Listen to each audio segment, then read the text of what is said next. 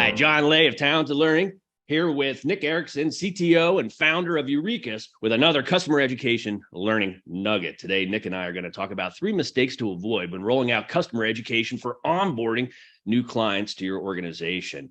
Nick, you know, the whole field of customer education, both in Europe and in North America, really started with the need to improve onboarding of clients. Why? Well, if every new client comes on, they have to have a time to value horizon of when they're going to get value from your products and services, or they're going to start getting upset and their customer satisfaction is going to go down and they're going to churn. And so organizations focus a lot of time, money, and effort on the onboarding process to get clients happy and to reduce that churn, because churn is just such a wasteful business cost, an unnecessary business cost to try to find a new customer when you can just take a customer that you've already spent earlier on in the sales cycle, in the pre-sales cycle, attracting to your organization. You want to make that process as streamlined as possible. But there's no one right way to do it, and there's a lot of wrong ways to do it. That's for sure. And as CTO of one of the world's leading customer education learning management system solution companies, you've seen it all with lots and lots of clients going through the process of designing onboarding training for customer education. So in your opinion, Nick, what is the number one mistake that organizations make and that they should avoid when developing onboarding training? Yeah. So, to make it short, you have to realize where you are in this process. They have just bought it. They're completely new. You have a product, you have a service, and this is what you want them to start taking advantage of. And as you said, time to value is actually what it is that you're looking at here. So, and that is irrespective of which kind of service or a product that you have. So you have to start by identifying who your target audience is. And the most important thing here is that you profile them. Because once you profile them, and just as an example, is it somebody who has been doing this, lots of times before? Is it an experienced, user? Is it not of that product and service that you are providing?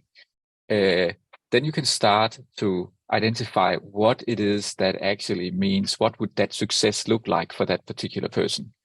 So is it totally, Adam and Eva stuff that you need to take people through? Or is it an experienced person who just needs to know what the, specifics are around this particular product? And once you profile users, you will be able to deliver different content to them that makes it relevant to them to reach that first stage of success. That is when they can start using your product and service. So you need to identify what would that be. If it's, let's say if it's a CRM system, one of the first things that I want to do is to create a contact, right? So how do I get to that stage? Identify what it is that you need to achieve. If it is an analyzer, a product that you're using in a hospital, and I am a medical assistant, what is it that I need to know to be able to operate this? What are the most common things? You are not trying to give them everything at once, and you are trying to give them, specific content to where I am right now as a person. But that is important. And for you to achieve this, you will have to reach into your organization and find the subject matter experts that would be perhaps using other ways of training or introducing people to different concepts, but of course not at the same scale as you would be able to do that when you're doing a customer education journey like this. Perhaps you have some comments on this one, John, as well. Yeah, you're hitting on something that's true to my heart here with the concept of really adaptive learning, personalized learning. And so what I've seen organizations do is just take too much of a cookie cutter approach for onboarding training. They create one big onboarding path and they expect, customers of any flavors to be able to do that. But what I see the smartest organizations do is take an advantage of technology in this process and making that learning adaptive and personalized. So based on skills and competencies that that this learner has or doesn't have, based on things like pre-tests or how they're using the product, to be able to change that learning path, to make it shorter, to make it more direct of what they're trying to achieve to get to that measurable result. And so, if I look back 10 years ago, I would say that 99% of onboarding paths were the same. And when I look at today in the modern customer education world, it wouldn't be uncommon to have, 20 different paths through the same content based on those things that I mentioned with the learner. So I think making that more adaptive and more short is my best advice, because no matter what we think as education experts, people don't want to waste their time going through education unless trying to use a product. So they want what they want it, and they want it fast, and they want it targeted. They want it personalized to them because that allows them to achieve success faster with less investment on their part. How about you wrap it up, Nick? What do you think? What's another big mistake to avoid? Yeah. So in relation to this, I think that the people are also missing the opportunity to catch persons that are dropping out. So if you're talking about adaptive learning, it is not just about delivering content to people like a video or something else that's going on. It's also about figuring out, because you don't want to deliver everything to them at once, and you don't want to make it too long, right?